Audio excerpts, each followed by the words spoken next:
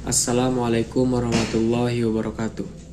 Yang saya hormati Bapak Muhammad Irfan SI MSy selaku dosen pengampu mata kuliah Akhlak dan Tasawuf, dan teman-teman sekalian yang saya banggakan.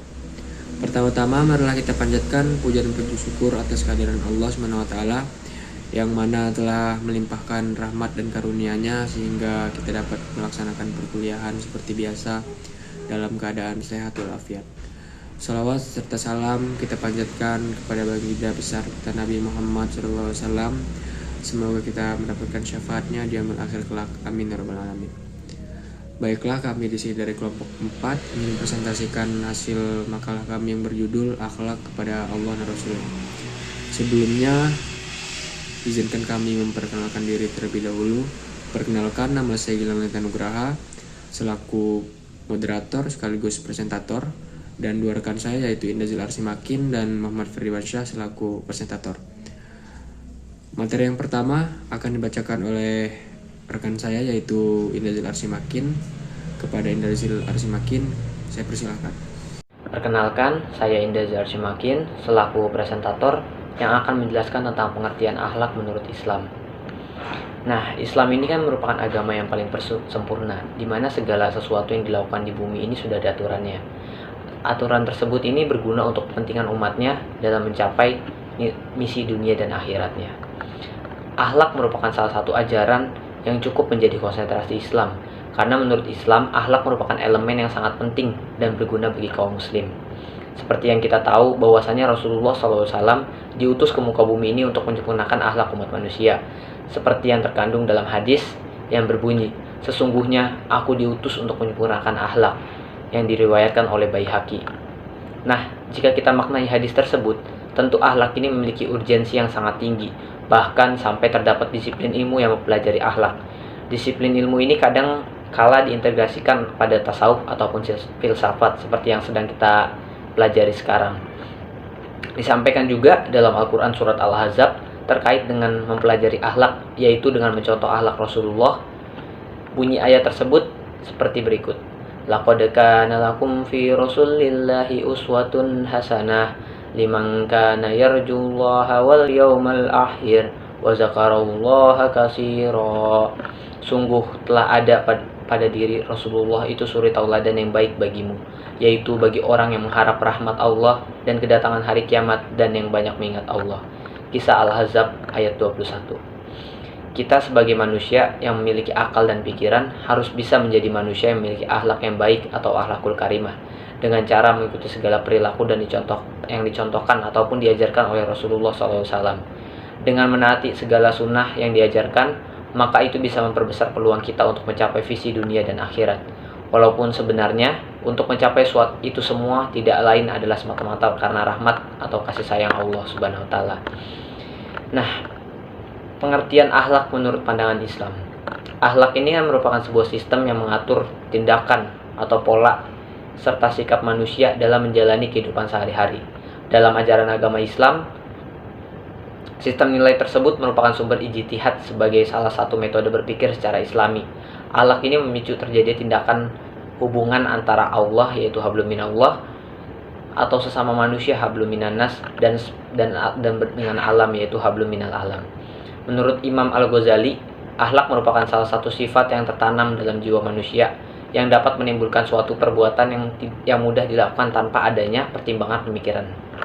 Dalam Islam, akhlak terpuji atau akhlak kalimah sangatlah penting dimiliki oleh manusia karena akhlak tersebut berguna untuk kehidupan manusianya itu sendiri. Pentingnya akhlak ini sesuai dengan sabda Nabi yang berbunyi, "Orang mukmin yang paling sempurna imannya adalah yang baik akhlaknya." Hadis yang diriwayatkan oleh Tirmizi. Dalam ajaran agama Islam, akhlakul karimah merupakan salah satu indikator dalam menilai tingkat keimanan seorang muslim. Karena muslim yang mempunyai akhlak terpuji tentu akan menjadi lebih was-was saat melakukan semua hal. Muslim yang berakhlak tentu sangat menjaga kepercayaan atau amanah. Nah, sifat amanah ini adalah satu dari 4 sifat yang wajib dimiliki oleh umat muslim. Jadi, itu penjelasan dari saya tentang mengenai akhlak. Jadi, akhlak menurut Islam ini sangat penting, sangat urgensi untuk dipelajari. Begitu juga akhlak terhadap alam, akhlak terhadap manusia maupun akhlak terhadap Allah. Selanjutnya materinya akan dilanjutkan oleh rekan saya Terima kasih. Baiklah, saya akan melanjutkan materi selanjutnya, yaitu akhlak terhadap Allah SWT. Akhlak yang baik kepada Allah SWT adalah ridho terhadap hukumnya, baik secara syar'i maupun secara takdir.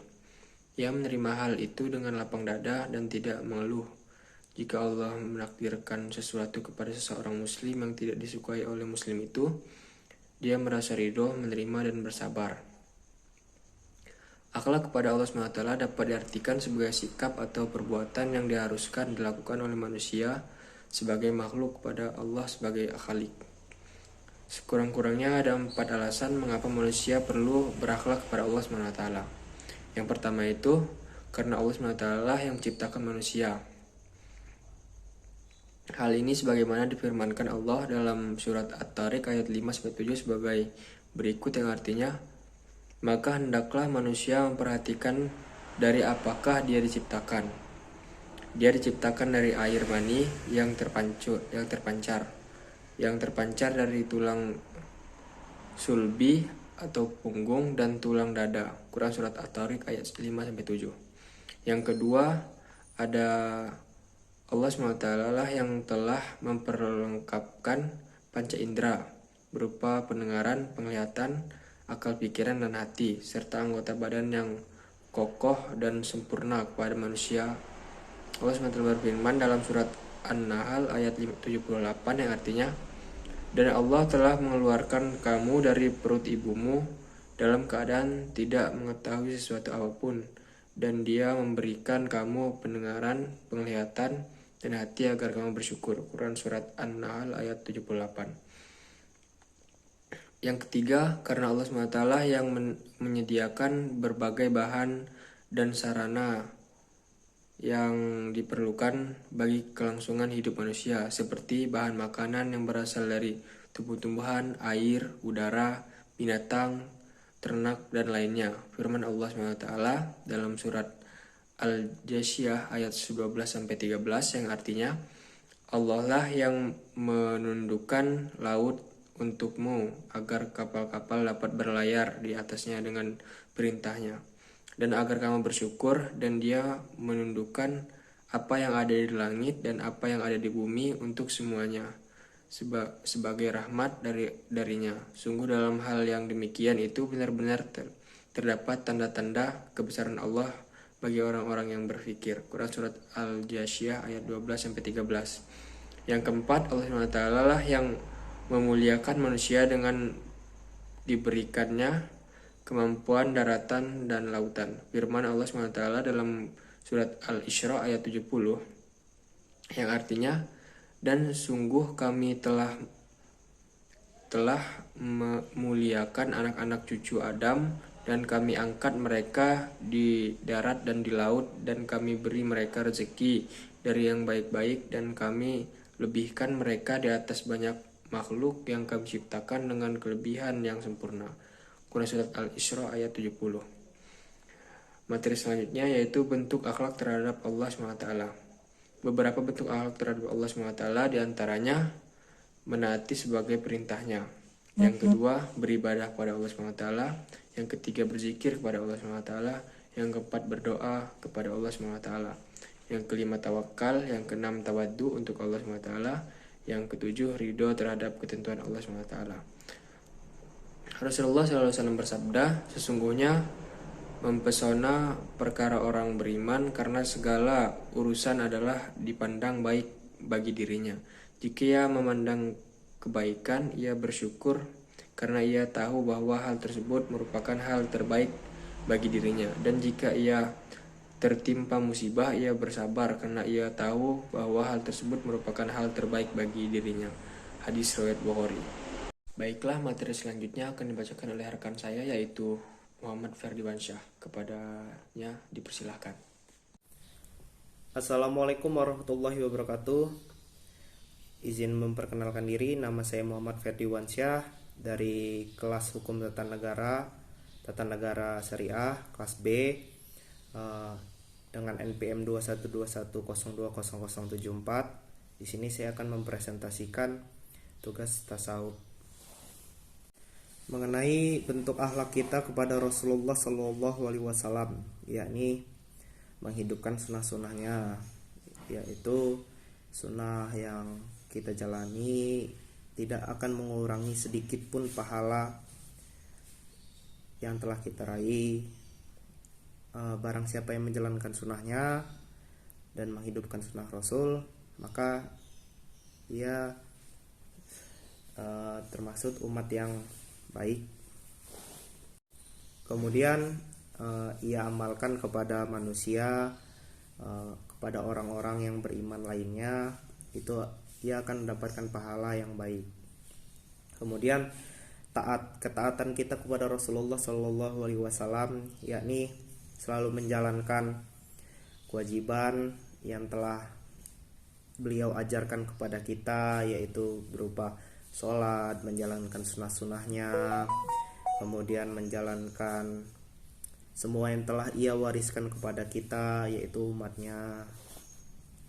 Kemudian tak lupa pula kita selalu membaca salawat, kita kirimkan salawat kita kepada Nabi besar kita Muhammad Sallallahu Alaihi Wasallam. Membaca salawat itu juga harus kita dasari dengan rasa niat kita, rasa hormat kita, kita kirimkan kepada baginda kita, itu dengan rasa cinta yang besar, agar kita selalu berada di sisi beliau. Kita kirimkan beliau selalu salawat, doa, zikir, hadis-hadisnya kita amalkan selalu. Rasulullah Shallallahu Alaihi Wasallam pernah bersabda, sesungguhnya amalan kita itu tergantung niatannya.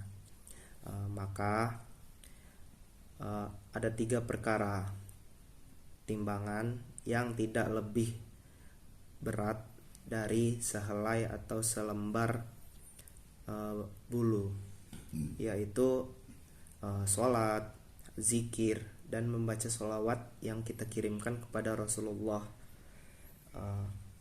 Kemudian kita harus mencintai keluarga Rasulullah, yaitu Rasul, anaknya, istrinya, pamannya, semuanya harus kita cintai, karena kita dibimbing mereka dari zaman jahiliyah kegelapan menuju zaman terang yang benarang kita rasakan sekarang ini, itu berkat Rasul dan keluarganya. Sekian dari saya, apabila ada salah-salah kata maupun perbuatan saya yang kurang berkenan, saya minta maaf. Kepada Allah saya mohon ampun. Wabillahi taufiq wal hidayah. Wassalamualaikum warahmatullahi wabarakatuh. Baik, terima kasih kepada saudara Ferdi. Mungkin sekian presentasi yang bisa kami sampaikan. Kurang lebihnya kami mohon maaf. Kepada Allah kami mohon ampun. Wabillahi taufiq wal hidayah. Wassalamualaikum warahmatullahi wabarakatuh.